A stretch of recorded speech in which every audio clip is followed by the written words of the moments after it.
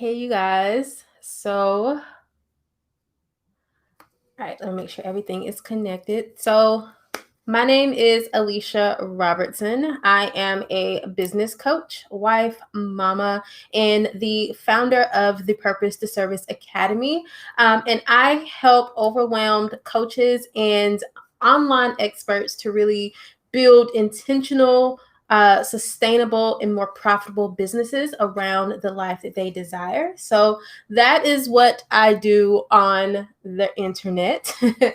um, these past couple days have been one very like eye-opening for me, and also uh interesting, I guess you can say. So if you are just finding me, hello and welcome. I have gained quite a few new followers over the past few days. So if you are new to like my corner of the internet, welcome, welcome, welcome.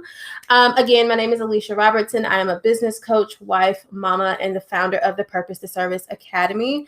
But I wanted to hop on here today because I had a post 2 days ago kind of take off as far as like numbers go. And it wasn't a business post. It had absolutely nothing to do with business. It was actually a post about the fog that coming out of like your anxiety or depression fog, and the guilt that a lot of people feel once they come out of that fog. And I tweeted that a couple of days ago because I woke up and I noticed that I wasn't really anxious. I noticed that I felt like I could think clearly. I wasn't like dreading getting out of the bed. And I tweeted that because I literally in my head, I was like, oh, the fog has lifted. Like I have made it to the other side once again. And it was just my first reaction to go and post it on Twitter. I posted it early in the morning. Never in a million years did I think that so many people would resonate with that post. But I'm happy people were able to identify with it, because I don't believe that mental health, especially like anxiety and depression, I don't believe that that is something that is talked about enough, especially if you are an entrepreneur. So no one talks about what struggling with anxiety or with depression and how that not only affects your personal life, but also how it affects your business. And over the past few days, I have had so many people sending me emails and sending me DMs and leaving comments saying how, one, they are so happy that they are not alone in feeling what they're feeling, but also asking me about how do I keep going? How do I keep running my business while also like managing these things? And for one, you may notice that I'm really trying to change my language when it comes to talking about mental health. So I really try not to say I'm struggling with something, because I am not struggling. I am not going to give anxiety and depression that much, um, give it that much, credit. So I do try to say how I'm managing, these things, or how I'm experiencing anxiety or depression. So you may notice that I really work hard to change my language. And if I do slip up, I do try to correct myself if I can catch myself. But like I said, a lot of people were just asking me, okay, they struggle, or they are managing their mental health. They do deal with anxiety, they do deal with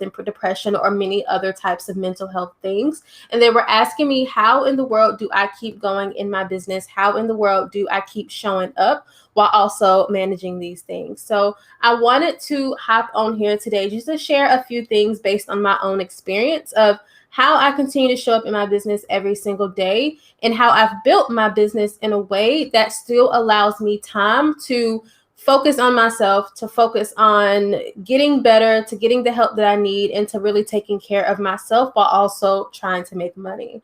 So before I get into this, you should know I am not a therapist. So don't take any of this as therapy. I literally just finished my therapy session this morning, so I have a therapist. But I wanted to again share some things that have helped me to still work, still show up for my clients on an everyday basis, while also still managing to take care of myself. So as a little bit of background, I have dealt with anxiety of some form probably since I was in like middle school, maybe even younger. And of course, it's kind of escalated since then. It wasn't that bad. And it actually took me going to therapy to really realize that what I was feeling as a kid wasn't just me being an awkward or weird kid, that it was really just me dealing with anxiety at a very young age. So I have always felt anxiety for a very, very long time. But a few months ago, I discovered that I experienced something called premenstrual dysphoric disorder, or PMDD.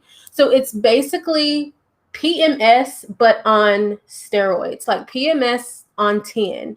And it happens between like the 1 to 2 weeks right before like my period starts. So sorry guys if you're listening to this and talking about periods, but it happens about 1 to 2 weeks before my period starts, and it's really, really hard. So with it, it's like PMS. So, if you go through PMS, you may feel moody, you may, experience some type of mood swings, you may feel sad. So some people will feel those feelings, of course, when your period starts to end. But for me, it really heightens my anxiety. It really heightens the like depression, where on any other like regular day, it's easy for me to like do my self-care things or take a break and I can kind of move past it. But the 1 to 2 weeks right before my period begins, it's almost like I have no control over my body, or like my thoughts, should I say. So there is a lot of tears. There is a lot of depressive thoughts. There is a lot of me not wanting to get out of bed, a lot of just feeling exhausted from like all the emotions and all the thoughts that I have going on between that time. So as you can imagine, it's extremely hard during those 1 to 2 weeks to do more than just the bare minimum than of what I'm required to do. So it's really hard for me to get up, get my kiddo ready for school, drop her off, and then have to come home and like work and do things. So it's really hard for me during that time to do the bare minimum.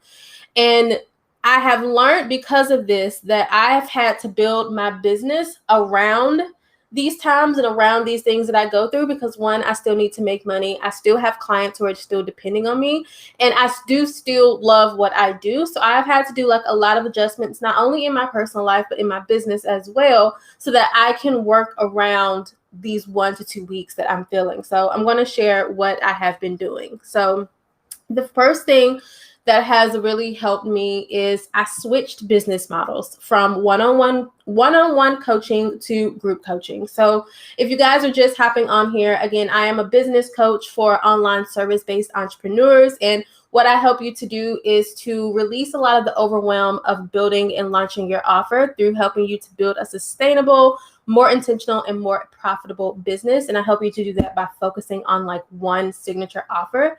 So years prior to now, I was doing one-on-one coaching, and I decided to switch to group coaching because for me, yes, group coaching, you're working with more people. You can charge usually a higher rate. You're usually bringing in more money. But for me, it wasn't just about making more money and being able to work with more people. Switching business models for me was about still feeling like I can make the impact that I wanted to make in my audience, while also still doing what I love without having to give up more time. So when I was doing one-on-one coaching, it required a lot of me. I had to have multiple calls throughout the week. Each call was an hour to an hour and a half long.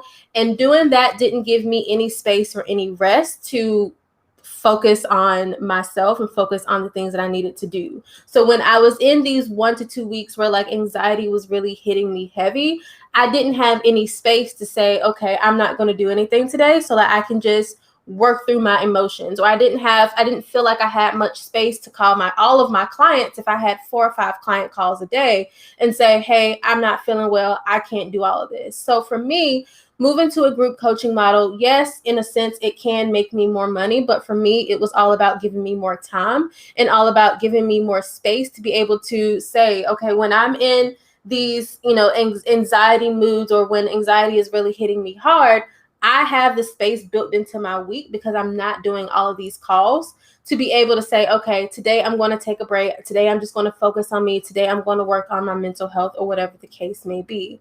So that is what group coaching does for me. So I'm still able to do without what I love, but it's still giving me more space to be able to do that in a capacity that allows me to focus on myself as well. So in my program, I do bi-weekly group coaching calls. So literally I only have to get on those calls every other week with my clients. So I know that, I can fit in time for myself outside of those calls so that I don't feel like I'm constantly working, and I'm not giving myself the space that I need to take care of myself, both mentally and physically. So the second thing that I do is that I try to schedule my client calls and any type of calls in general around the times of the month where I can expect for PMDD to hit me the hardest. So I know that the 1 to 2 weeks that I really struggle hard is where I need to not schedule any type of calls. So any of my calls I try to schedule at the beginning of the month instead of versus, the end of the month. And I try to get all of those calls in at that time. And I also know that when it comes to PMDD, and for those who are just hopping on, that is premenstrual dysphoric disorder. For anyone who struggles with that, I know for me personally, it doesn't all hit me at once. So it starts off kind of slow and then kind of increasingly gets worse as like the days go on. So I know for me, if I do have to have any of those calls in the later of the month, I needed to do it at the very beginning of those 1 to 2 weeks so that I still have the capacity. I can still think kind of clearly, even though I feel it kind of coming on. I'm still thinking clearly and I can still, do interviews, or I can still take client calls or do whatever it is that I need to do before I'm like fully immersed in those feelings. So the second thing is scheduling my calls around those times where I know that I am probably not going to be my best has helped a lot.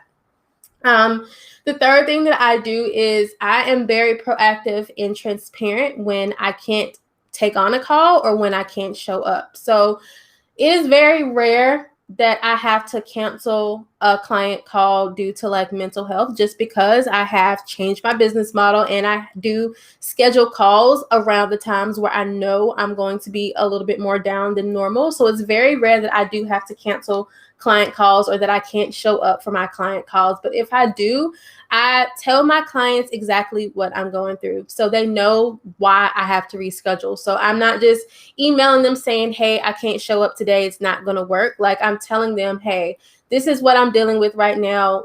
Anxiety is really hitting me hard. Depression is really hitting me hard. And I don't want to get on our call and not be able to show up for you at 100%. So I'm very transparent with my clients. I'm very transparent with y'all. Like I have been sharing my whole journey in my life on the internet for forever. So I'm very transparent with y'all, but I'm also very transparent with my clients so that they know I'm not just trying to get over on them. I'm not just canceling calls because I don't want to show up. It's because I physically or mentally feel like I can't show up and I don't want to show up halfway. So not only am I very transparent, but if I do have to reschedule a call, I go ahead and pick a new date and put that on our calendar before I even contact them, letting them know that that call has to be rescheduled. So that again, I'm being very proactive. I'm going ahead and putting a replacement call or replacement date in place so that they know again that I'm not just ditching them. I'm not just trying to get over on them in any type of way. That yes, I had to cancel this call, but go ahead and plan for this date for us to be able to chat. So that's just a way of me being proactive, still being able to provide a great client experience while also still taking care of myself. So I said, like, I don't always have to reschedule client calls. I've gotten very, very good at like scheduling my calls around the times where I know I'm not going to technically feel my best. So it has really helped for me to just be very transparent up front and also proactive with my clients in the event that I do need to like reschedule.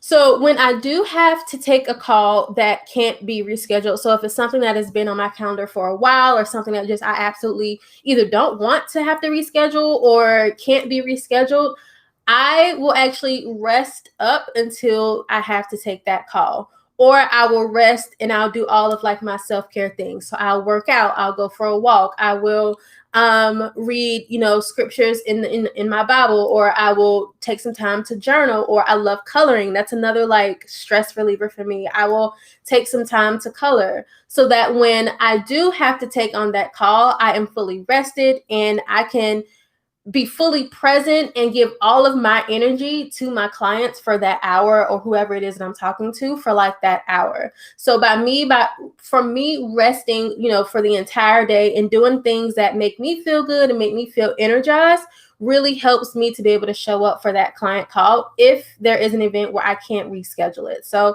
that's what I do when I absolutely have to show up for those client calls. I will just rest, and I don't feel any guilt about resting. I don't feel bad about resting. I can have a whole to-do list of things that I need to do, but my main priority is taking care of myself and also showing up for my clients. So if that means putting off of my to-do list so that I can rest and be 100% present for my clients when that time comes, then that's what I'll have to do. And then the fifth thing that I actually do is I give myself a whole lot of grace and a whole lot of therapy. I am not perfect. And I also realize too that from my symptoms, and I don't want to compare, but from my symptoms, there are a lot of people who have a lot different experiences than me. So I show myself a lot of grace. I tell myself if I can't show up today, then that is completely fine. I will, when I get back to it, when I'm feeling better or feeling more like myself, then I can like go fully in on whatever it was that I was working on. And I also go through a lot of therapy. Like I said, I just had a therapy session this morning, and we talked about how, I've gone through the fog. I'm finally on the other side of it. We talked about possibly me getting on medications to help, the fog lift a little bit quicker, and helping me to kind of manage my feelings and emotions while I'm in that. So I give myself a lot of grace. And that's something I want all of you who experience something like this to remember, is that you have to give yourself grace. I think there is a lot of self-forgiveness that has to happen during these times. There is a lot of guilt that we can feel around these times once we come out of the fog, and all of a sudden we're like, my to-do list isn't done. I haven't followed up with my boo. My friend's been texting me. I haven't talked to my mama. Like, there's a lot of guilt that comes with coming out of these anxiety spells or like depression spells and things like that. So a lot of grace, and just telling myself that me making it to another day is, if that's the best that I can do, then that's the best that I can do. Like, and I run with that, and I give myself grace for that. So a lot of grace and a lot of therapy. So I hope those things help for all of my business owners who may be dealing with anxiety, or who may be dealing with depression, or other types of things like that. I really do hope that these tips helped you. Someone on Twitter actually asked me, what motivates me to move past these kind of, feelings and emotions that I have outside of, working to eat and working to pay bills. And I definitely think it's important to have a bigger why, to kind of connect to once you are, out of the fog, or if you're needing something to motivate you to get out of bed or to get up and do things when it does feel really hard. For me, that is my family. I have a husband who needs me. I have a child who needs me. So they are my motivations to get out of bed. I also fully believe, and I believe this for you too, I fully believe that I'm not just here to exist. I fully believe that I have a calling on my life. I have a bigger purpose on my life. And while I do feel like I know a little bit of what that calling may be, I feel like there is still a lot that God has to reveal to me. So that is what keeps me going, and that was what keeps me pushing. So I definitely recommend like finding that thing for you. Like, what is that thing that's going to keep you going? If you don't have family, if you don't have children, like, what is the thing that you want to achieve? What is the thing that you're passionate about? What is the thing that you want to do or be known for? What is that hobby you want to have? Like, what is it that's going to keep you motivated, that you can kind of keep your eye on when you are feeling super consumed by anxiety, or when those depression thoughts are just taking over your mind? Like, what can you do, or can you focus on to kind of help you to get over to the other side? So having a big why helps a lot too. So Again, if you guys are new here, if you recently started following me within the past couple of days, welcome to my little corner of the internet. I don't always talk about mental health, but it is something that I'm very transparent about. It is something that I want to be able to talk more about, especially in relation to entrepreneurship, because I don't think that it's talked about enough. And if it is, I'm clearly not following the right people. And I believe that our stories and I believe that our experiences can literally impact and change lives for the better. And I want to be very transparent with what that looks like for me. So yeah, I'm very transparent. If you guys have any questions, anything that you want to share with me about some of your experiences, I am here. I would love to chat with you. So feel free to send me a DM or leave me a comment. But yeah, thank you guys so much for hanging out with me today. I hope you got something out of this, and I hope that it was helpful to you on your journey as well. And I will chat with you guys later. Bye.